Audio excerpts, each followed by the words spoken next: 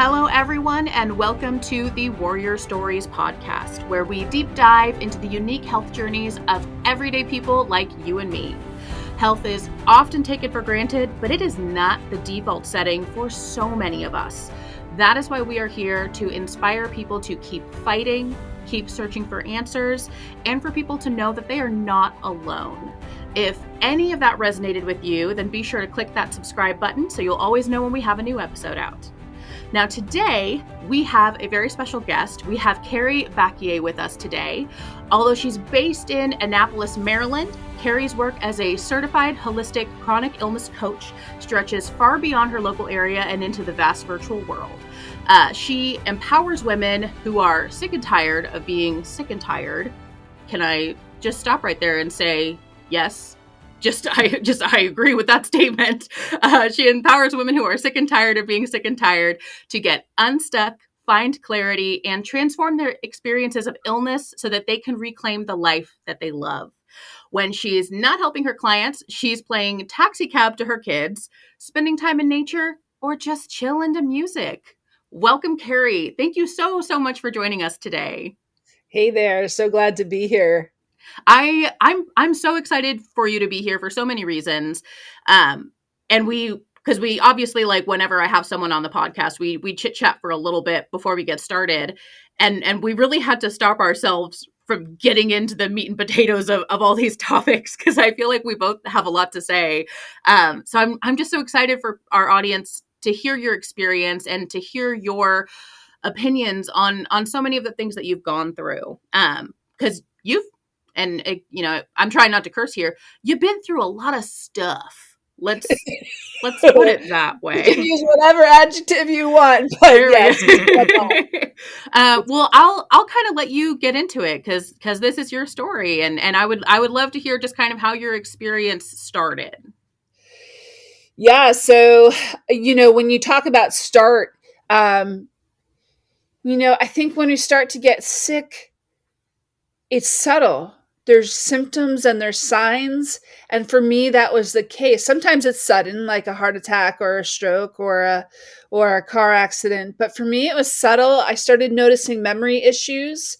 And then I would check it out with my girlfriends and my husband. And they're like, oh, you're just too busy. You're just too stressed out. Oh, you're just too this. And I knew something wasn't right. And it was probably 2 years before it got worse enough that other people started noticing, and I noticed other people noticing. It was memory issues, cognitive issues, and I was doing a lot of things in the workplace and at home to compensate, but I still hadn't put it all together. But when I started noticing other people noticing and kind of looking at me funny and kind of asking some questions, I knew I needed to see the doctor. And when I did that, he did some tests and he told me that my brain showed patterns consistent with Alzheimer's. Oh my gosh. It was 43. Wow. So my world in a matter of seconds was turned upside down. It both confounded possibility and answered my worst fears, right? Like it's the worst thing you could put in your mind. And so I needed to confirm what was going on. Yeah, absolutely. Yeah. So I got a specialist, and that specialist said not if dementia, but which dementia. And I'm like, holy, you fill in the blank. Yeah. We try to keep it a family-friendly show. Yes. So in the process of figuring out which dementia, I had a medical procedure. And immediately after that medical procedure, I was a whole heck of a lot worse. My body basically fell apart. I lost my ability to speak. I became hypersensitive, severely hypersensitive to light, sound, and motion. I had systemic lightning bolt pain running through my limbs. I had guttural exhaustion, and ultimately about 8.5 months straight of vertigo. So, and no one could explain what had happened. Nobody, it was so dramatic. and so sudden without, it was a medical procedure, so they don't want to blame it on the medical procedures. Yeah. So they were like, well, you're making this up, like Oh God. Nothing like, is yeah, more because I don't want frustrating. to talk. Like, yeah, I'm making this up. Clearly, I want to feel this way, or I'm just. Yeah. I think the worst is like if you're doing this for attention, or you're exaggerating, and it's like, Or you just need to do some breathing exercises. yeah, or lose weight or something like that. Oh, Yeah. So that was really hard. It was a really dark period of my life. I was terrified because I was going on this dementia understanding, and if this was dementia, and suddenly I was taking this dramatic pivot down, I was spiraling downward in accelerated rate, and I thought, if this is it, what what is my life? What have I done? What's there for my children? All my children can see is me falling apart in front of them. And it was emotionally, it was such a dark and trying time, and it took a lot to get through that. And I'm sure. My goodness. yeah, so it took about a year and a half to identify a stroke is what happened. The a rare form of stroke was what caused the onset of all those symptoms. So that was so powerful. You and I have talked about the power of labels, and in that Yes. period of a year and a half when I didn't have a label, to communicate to other people and for me to relate to myself and relate to others about what was happening to me, that was disorienting. That was dispowering. And so having a label really helped me connect to communities, really helped me to connect to what was going on and how I could make a difference in getting better. I can't tell you how much I connect with your story in particular in regard to the label thing, because I feel like when you have any sort of illness, injury, whatever, and you don't know why, and Yeah. you can't say, oh, this happened because of this thing that happened to me, or because it's genetic, or because of whatever. You just have to live in uncertainty and in fear, and you have no choice but to sit with that. And Mhm. I feel like obviously nobody wants to get a diagnosis of whatever. You don't want to get diagnosed with something that's going to change your life forever. But when something is clearly happening, like something is clearly wrong, and you don't know why, you don't know if it's going to get worse, you don't know if it's going to get better, just living with that uncertainty and with that fear, and not being able to tell people, oh, I feel this way because of this. Because Mhm. and then there's the whole like, oh, I have people who have even just like really really bad migraines or something, or other neurological things that happen to them, and they talk to their friends and their family, and they're like, oh, I'm experiencing this right now. And then there's the whole, oh, have you tried this? Have you tried this? I bet you just need to drink more water. Maybe you're not getting enough sleep. And after a while, you're just like, I've done all these things, and I appreciate to at first you appreciate But it the gets old. health. Oh, it gets old so fast. And even simple things like I was talking with a woman earlier who was like, "Yeah, I know you get headaches, la la la," and she was so like, I said, "Listen, I need you to understand that it feels very dismissive when you call my migraines headaches. Yep. It's clear to me you don't understand what I'm experiencing."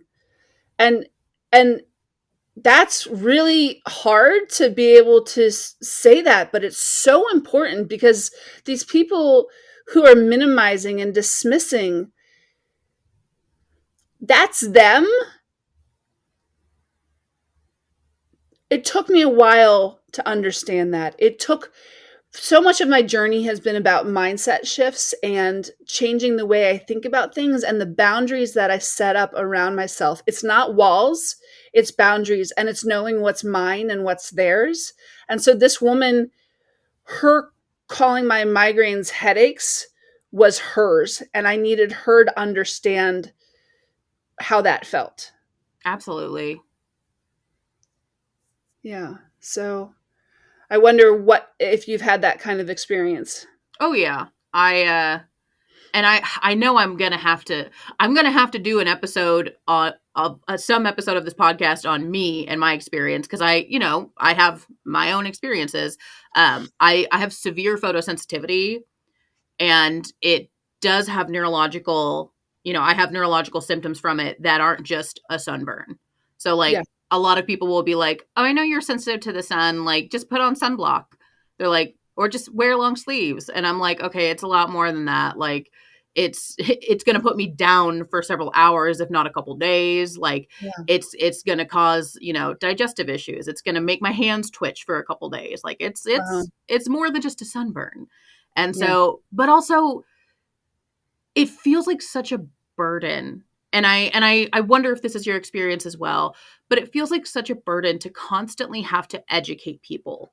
Cuz my experience is not everyone's experience, and it's not everybody's fault that they don't know what my experience is like.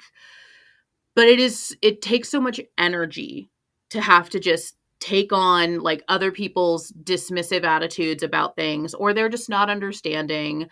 And again, that's not anybody's fault, but it's just, sometimes I just don't say anything, because Yeah. it's just a lot. I, you talk about the burden, right? And I think it's which burdens we choose to carry. And that was part of what I was talking about a little bit earlier is which burdens are ours, which and when it's ours, it's a responsibility rather than a Hmm. burden. When it's someone else's, that's when it's a burden because it doesn't belong to us, I right? love that. I like the way you phrase that a lot. So it's about making that differentiation, making that choice to own what's yours and let go of what's not yours. And that's hard, particularly when you're dealing with family members who don't get it. But if we keep, part of what you were saying in your intro was about fighting. Hmm. We're fighters, but I think we need to pick our fights. Like, there's just some things that are not worth our energy. Our energy is limited, and we really need to channel what we've got into those things that really matter. Absolutely. Well said. Well, if you're just listening, I'm snapping, I'm clapping. This is the good stuff. This is what we're here for. Yeah. But I absolutely agree.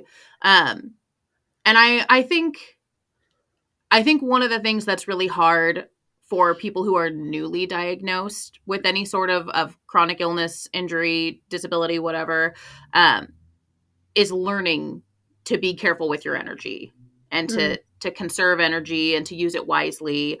Um, because you see all your friends and family who seem to have boundless energy, and yeah. you're like, well, I can do this, and then later that means I can't do that, or I need to rest today so I can do this exciting thing tomorrow. But it's so much more than the physical energy you use. It's the mental energy, it's the Yeah. emotional energy, and I think that's one of the really beautiful things that I get so much from you and your practice. And I've mentioned your blog several times just in you and me chatting. Mm, At the end of the podcast, Carrie's gonna give you guys a bunch of information about how to find her online. Go read her blog. Absolutely. Go read her blog. It's so beautiful. It's so well put together. And it really talks about the emotional, energetic ups and downs that come with the process of getting a diagnosis. mm, And especially getting like a differential diagnosis where you're trying to figure out all these different things and all these different variables. And, there may or may not be multiple diagnoses. I didn't used to be an English teacher or anything, and I've forgotten all my grammar knowledge. Um, but it's really beautiful, and I hope everybody goes and checks that out at the end after you've finished reading or listening to this whole podcast. That is. well, thank you so much. I really enjoy sharing what I've learned. It's so much a part of who I am, and it gives power to the struggle. And so I don't know, I think we've mentioned it, but I'm serving the chronic illness population. And is that a word? Is that like Population, community. community? I wouldn't say like gang or anything, but we're a club. Posse. Yeah, a posse. That sounds so I much mean, cooler than it really is. it's about, but really at the heart of it, it's about serving women. Um, because so many of us are affected by this. So many of us are struggling with health issues and struggling to be heard, struggling to be seen for our true experience. And um, the blog is one way that I share. I actually haven't written new stuff in a while, but I've been inspired recently, and I take your words and I look forward to using those as inspiration as well. I hope so. Your writing, it really resonated with me, and I think it will resonate with a lot of other people. I love, because you mentioned, and I say you mentioned this, I know because I've looked you up because I'm neurotic, and that's just the kind of person I am. I I love that you really help serve women in this space. And we've interviewed mostly women. I swear it's not intentional. I'm trying to find men to interview, and for whatever reason that's been a struggle. But I do think your story is really important because I know so many women who ignored early signs and symptoms of illnesses. Mm-hmm. And I'm sure, it's a whole commentary on like the unpaid, labor that women have to do all the time just to, society, patriarchy, all that stuff. But so many women, they're like, oh, I get migraines all the time, but it is what it is. I have to keep going. I have to keep doing all these other things. Or, you start having memory issues, which is really concerning. And it took you, what, 2 years to Two finally years. go and see a doctor about it. And I know so many other signs and symptoms that women just they're like, this is just part of my experience. I just have pain. I just have difficulties. Mm-hmm. This is just part of what it's like to be me. And it really, it sounds so weird. It just really pleased me that you were like, I'm going to focus on helping women in the chronic illness space. Because I think it's so needed. Absolutely. Well, and particularly, I mean, a big part of what I'm doing is, you used the word empower earlier in the introduction, and that is empowering because I am helping these women, the women I work with, to tap into their own power. I'm not giving them power. I'm helping them find their own power that's within, that's been squashed down by everyone else telling us we don't have a voice, that we don't deserve to be heard or seen. We do. We deserve to be heard. We deserve to be seen. We deserve to have our voice listened to. And so we have this wisdom within us, this inner wisdom and this inner power within us. And so I work with my clients to tap into that, to grow that muscle, to speak up, to speak out, and to become what I call the empowered advocate. I love that. I'm so hit or miss on labels in general. Some labels I'm like, yes, absolutely, this makes sense. And then other ones I'm like, don't call me that. But the empowered advocate, I love that. I want to put that on a bumper sticker.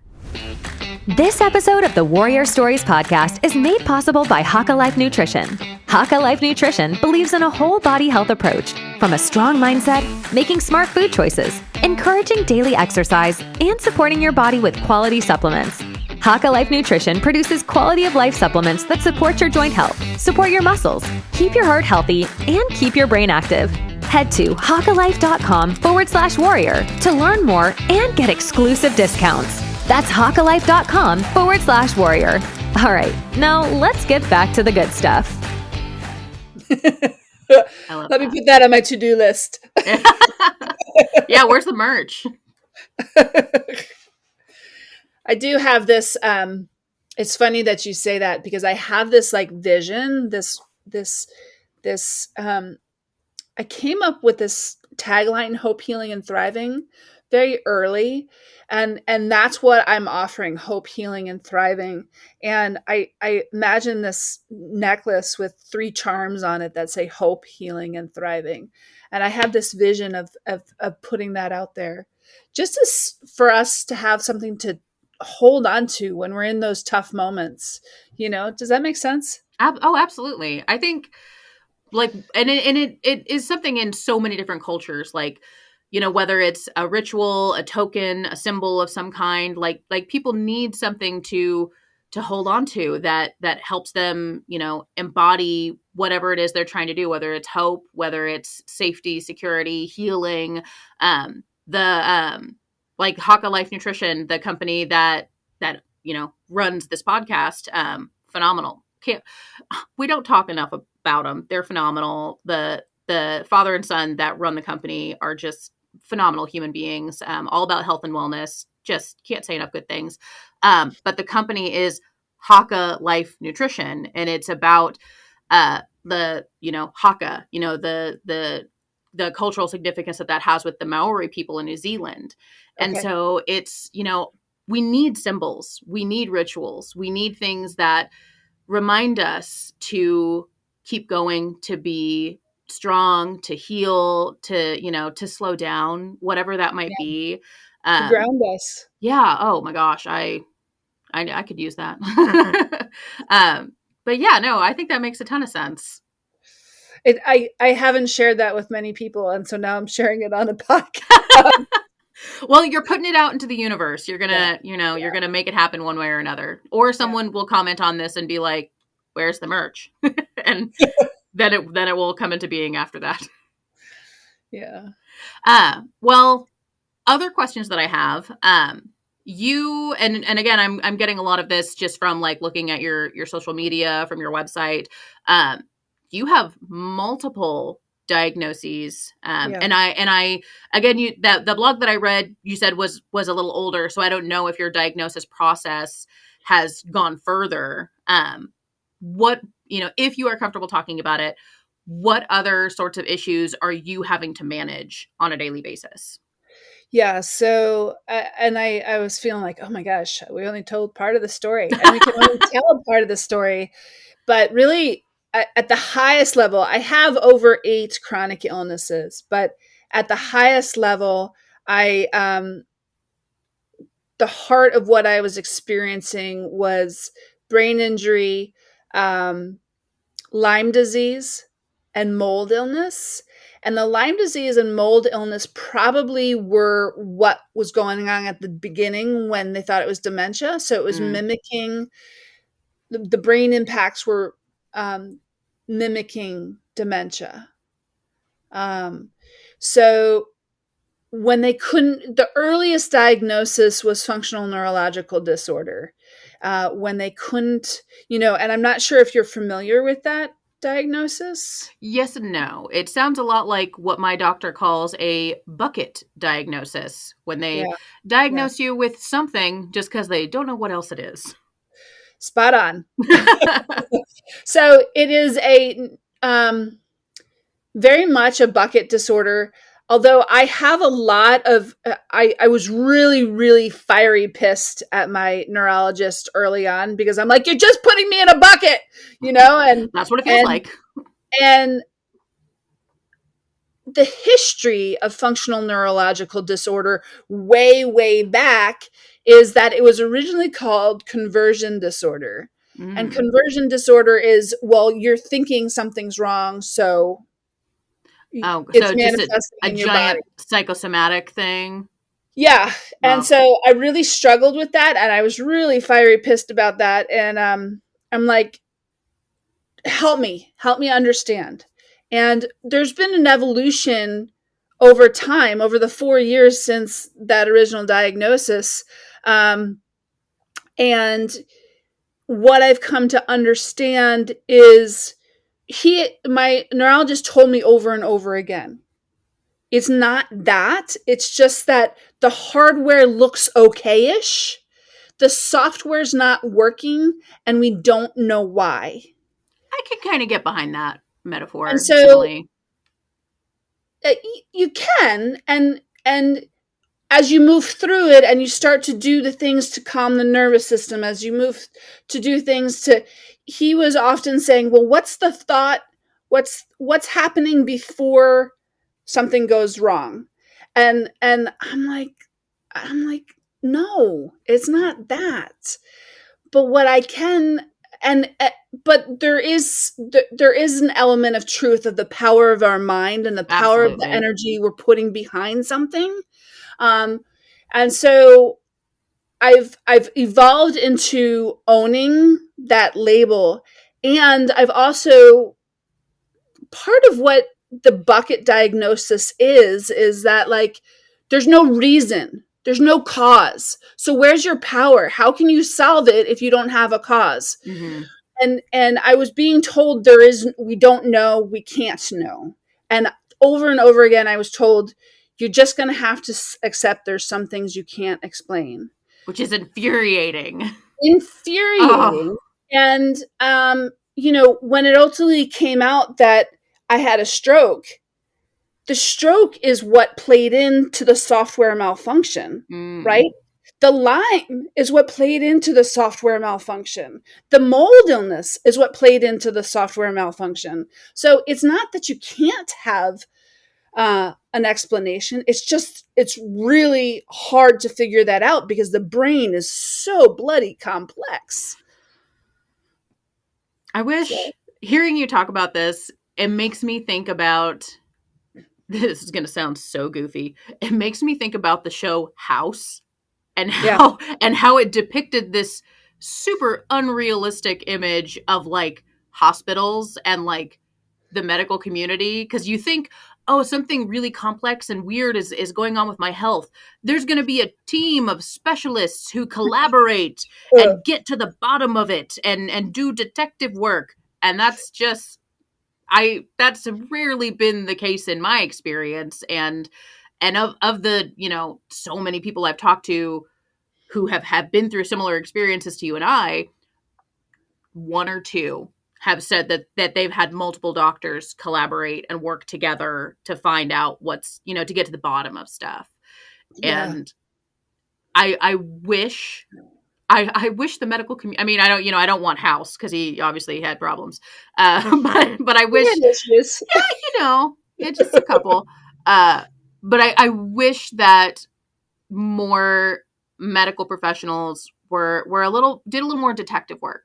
And like, obviously, they have constraints, depending on, what part of the world you're in, and all sorts of like medical guidelines and laws and things. So, they're doing what they can for the most part. For the most part, I would say some are doing more than others. And Absolutely. I would say that um, there's been this unfortunate culture of, um, this is my bowl of rice, stay away, right? Rather than let's have, let's have a communal dinner, right? And so there's lanes, and the doctors have to stay in their lanes. Mm-hmm. And the person who told me and explained to me what happened to my brain with the stroke, he he was being very cautious because he didn't want to step on other doctors' toes. Like, Yeah. and it's like, aren't you trying to help the patient? First, do no harm? Like, I don't understand. But there's all these, whether it's insurance companies or the medical regulations, it's all these layers of things that are really keeping. I want to give the doctors the benefit of the doubt and say that this is what's keeping them stuck. Mm-hmm. Now, there are some doctors who are saying, yes, and I can still call the primary physician. I can still call the specialist. I can still connect and collaborate. And those are the doctors that are amazing Game changers. game changers. Absolutely. I for anyone who's listening, who has been listening for a while, you know that sometimes my brain stops mid-thought. That's called brain fog. Oh, it's so real. And it's been real the last couple days for me just because we've had crazy weather. But yeah, my brain just stopped in the middle of that thought. And my brain will start up again here momentarily, I swear. But yeah, so yep, there it goes. So you also have Lyme disease, also had I don't want to say mold disease. Mold Is illness. mold illness. There we go. I This sounds so goofy. I feel like those are two issues that really, really can go undetected for a very, very long time. And you said that you didn't find out about those issues until way later on down the line. Yeah. Yeah, I it was a year and a half to figure out the stroke. And then it was another year, a whole extra year to figure out that it was Lyme and mold. And that was figured out by the grace of God. So just by ending up in the right place at the right time by pure instinct. And it changed my trajectory, figuring that out. And Lyme is very confusing. There's so many myths and misunderstandings and disagreements. I never saw a bullseye rash. I never had any clear indicators at initial onset. So I don't know how long I had Lyme. And at one point I was given doxycycline, and had a horrible reaction. And that and so my doctor took me off the doxycycline. But what the doxycycline was doing was causing this reaction called herx. It's a shortening of a longer word. So I was herxing, which is the Lyme was dying off and coming out. And so I needed more of that. I but needed it to was get. just a rough process. It was a rough process, but the doctor cut it short. He said, "Well, if you're having this horrible reaction, then you shouldn't be taking it." And so it was actually the opposite of what I needed. I needed to bust through and make it through that herxing process. And then there's other doctors who simply won't acknowledge that Lyme exists. There are states that regulate that Lyme cannot be treated. So I mean, there's all this stuff that makes diagnosis and treatment of Lyme very difficult. With Lyme, one of the tests, you have to have like 8 of the 12 markers. I had 6. So and they clearly were like, "No, not enough. yeah, no." I mean, literally, they said, "Well, I don't think you have it." Oh, what are those other 6 markers for then? I don't know. It's just, and in the long run, that's what was going on. And so those 6 markers I got early, like in the beginning. Like I had a test in the beginning, and they're like, "Nope, that's not it. We're going to move on." So all that time we had indicators of what was happening, and it was just dismissed. It was dismissed. This is just my personal experience.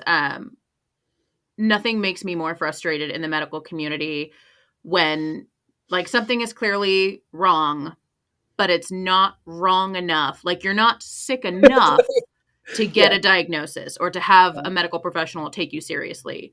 They're like, well, you don't have these and these things, so it's clearly not that bad. You clearly don't have this illness. And I'm just like, okay, well, how sick do you need me to get?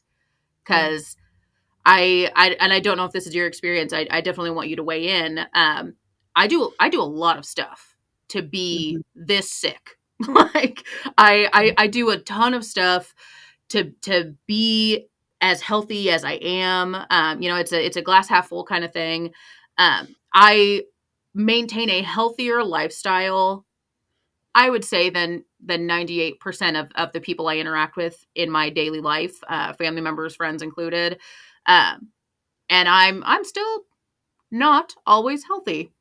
And, I've been to so many specialists and they're like, well, things aren't really that bad. And I'm like, okay, well, do I need to not, if I don't get a certain amount of hours of sleep every night, or if I don't eat a very specific way, or if I don't take, these 12 supplements every day, then you'll see. But because I put so much effort into being healthy, they're like, well, it's working. And I'm like, okay, but do I have to give 200% effort? Yeah. And it's so frustrating. It's so wildly frustrating. And just I've said to doctors, how sick do you need me to get for you to take me seriously? This episode of the Warrior Stories podcast is made possible by Haka Life Nutrition. Haka Life Nutrition believes in a whole body health approach, from a strong mindset, making smart food choices, encouraging daily exercise, and supporting your body with quality supplements. Haka Life Nutrition produces quality of life supplements that support your joint health, support your muscles, keep your heart healthy, and keep your brain active. Head to hakalife.com/warrior to learn more and get exclusive discounts. That's hakalife.com/warrior. All right, now let's get back to the good stuff. And some of them think I'm joking, and then others of them are a little bit taken aback, and they're like, "Oh, wait, okay, maybe explain a little bit more about what you're going through." And it's Well, just good for you ugh. for speaking up and being clear in that way. Like it's important for them to kind of wake up and see you as more than just a medical record, and to really see the person behind the symptoms and the impact of those symptoms on the person's life. I'm very lucky with some of the individual people that I've just randomly come into contact with who have said things like, who know me and who have looked at my experiences and said, "Oh, something's really wrong. Like this isn't normal. This isn't right." And once you've lived with an issue for so long, you're like, "But it's normal for me." And and you deal with it and you cope and you do all these things to kind of manage it. And then somebody comes along and they say, "Hey, your memory isn't quite what it was, or your health isn't quite what I think it should be." And so sometimes all it takes is somebody else piping in and saying like, "Hey, I don't know if this is normal," or like, "Maybe you should get this checked out." And I feel like that was, and again, correct me if I'm wrong, because I don't want to put words in your mouth. Like, I feel like that was kind of your experience too, with recognizing that other people were seeing issues with your memory. Yeah. I had been just I had actually, I mean, part of the story that I didn't put out there is that simply because I forgot, but bump. Neurological issues. Yeah, is Hashtag. probably a year into noticing. And like when I say I was having memory issues, it wasn't like I was forgetting what to buy at the grocery store. I was bumping in, I had worked for a corporation for 20 years, and I was bumping into people in the hallways who I knew I had worked with very closely. I neither knew their name nor where they worked or what they did. Oh my gosh. So it wasn't like this, Mild stuff. cucumbers. I forgot the cucumbers. No, it was these moments of being face to face with people that had had completely evacuated my brain. They had but there was some essence of knowing, especially the way they talked to me, and there was some part of me that knew, yeah, we spent months, maybe years working side by side, and I could not figure out who they were. God, that's terrifying. Yeah, it was. And these were the things even early on that people were like, no big deal. I'm like, what? What are you talking about? That's the things that people dismiss. Blows my mind. Absolutely blows my mind. So, I did go see a doctor. I mentioned my concerns to my doctor about a year in, and I swear to God, what he said was, "Remind me next time." Really? I'm having memory Really? issues. You need me to remind you something? Really? What is this? And he's like, he actually, to be fair, he was going to a conference related to memory and cognition. And so he was like, remind me next time. And I just was like, and I had, when I was going to see a memory specialist, and I was trying to get an appointment, and it was 5 months to get an appointment. And I said, is there any wait list? She says, no, just remember to call in every day. Excuse me? I was Excuse like, me? What is this? Man, the medical community sometimes, that's where the best humor is. Like, I swear, some of the anybody who has like studied comedy, which doesn't seem like, if you're not a writer at all, it doesn't seem like the kind of thing you would study. Some of the funniest stuff comes out of the worst situations, like out of just the most heartbreaking, weird scenarios. Because when that's your experience, you find the funny. You have to. You have You to. have to tap into the funny. You have to see, you have to find light in the darkness. Absolutely. Oh man. And I feel like sometimes you develop like a darker sense of humor, or like other people label it as a darker sense of humor, and then you make like a chronic illness joke or something. Or like, I had somebody make a catheter joke to me the other day, and which sounds weird if you are not experienced with It's a managing, bit or shocking. yeah, Yeah. use it. Yeah, it's not the everyday thing. And somebody was like near us, and they just kind of looked. It gave us this bonkers look, and I was like, oh yeah, there's non-chronic illness club people around us. Like, Yeah. they might not get Lower your it. voice. All right, so I just have a couple more questions for you. In terms of everyday symptom management, what are, do you have practices? Do you have lifestyles, routines, or anything that really help you get through the day?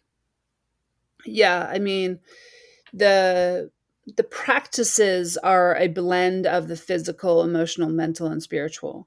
And so, what I call the holistic approach, and what many others call the holistic approach. So, physically, I need to get the sleep, and really taking care of my sleep hygiene is super important. I notice the impacts of poor sleep almost immediately.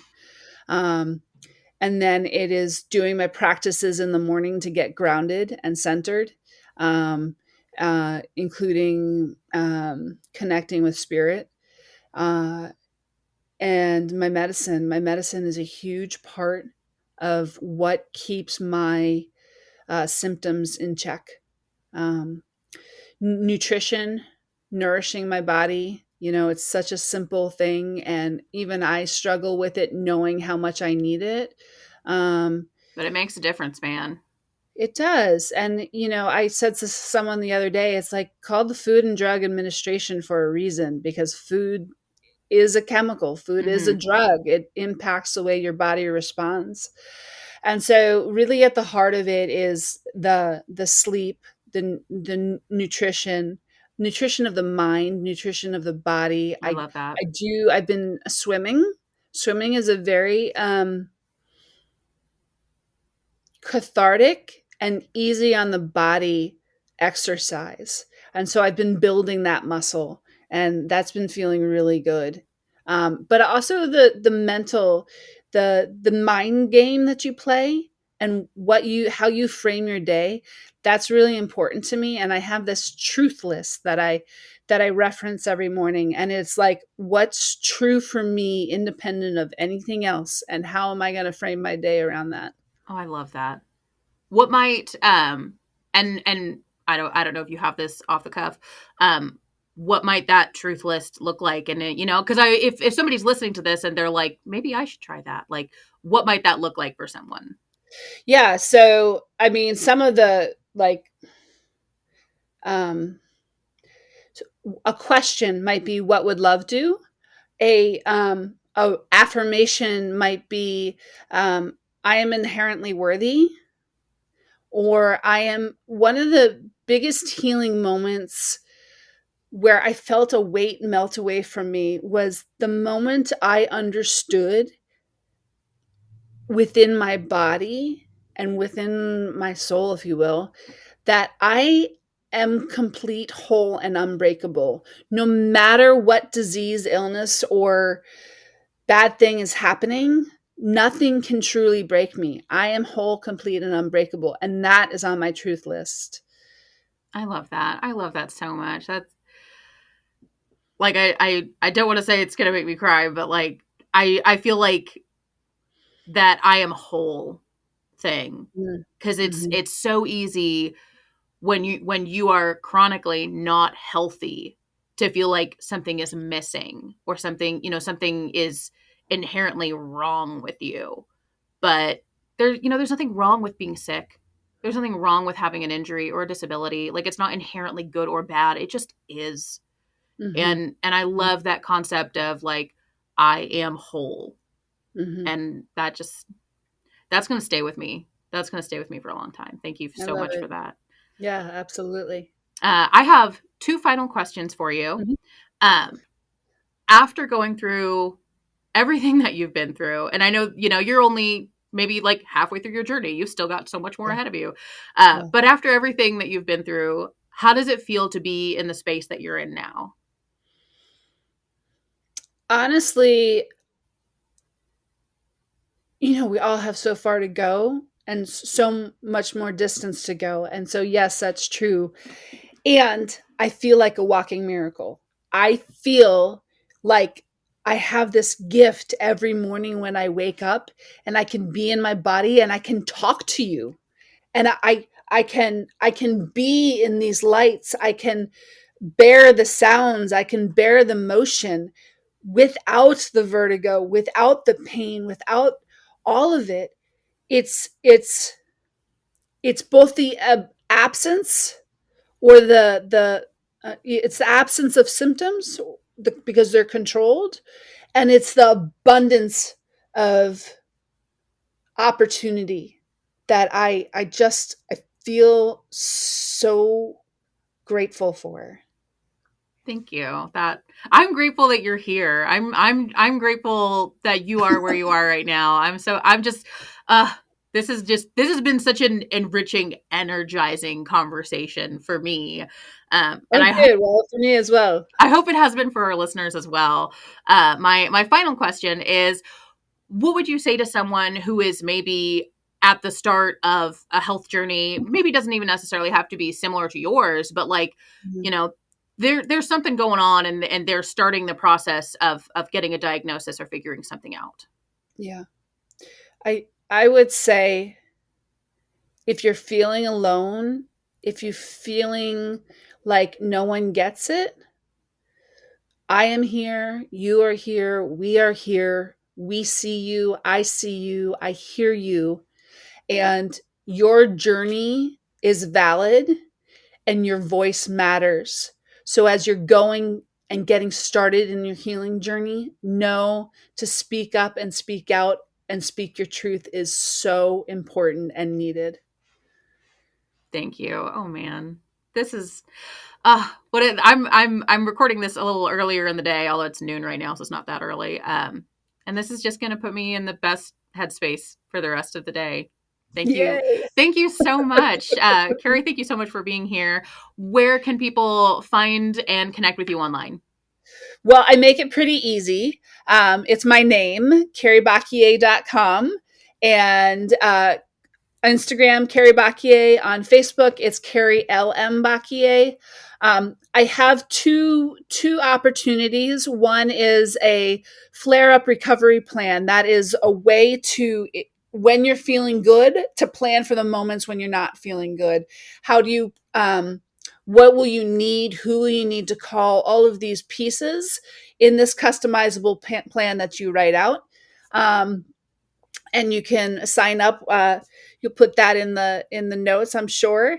And then I have a Facebook community called Women Transforming Chronic Illness. It is for women who are coming together to support each other in giving and receiving support to transform their experience of chronic illness. Awesome. Oh, thank you so much. I hope our audience has just soaked all this in. This has been such a beautiful conversation. That wraps up this episode of the Warrior Stories podcast. If you are interested in learning any more details about any of our warrior stories, head on over to hakalife.com/podcast. And if you or anyone you know is interested in sharing their unique health journey, comment down below if you're watching on YouTube, or email us at warrior@hakalife.com. I always have to remember that one. Thank you all so much for sticking around, and we'll see you next time. Bye.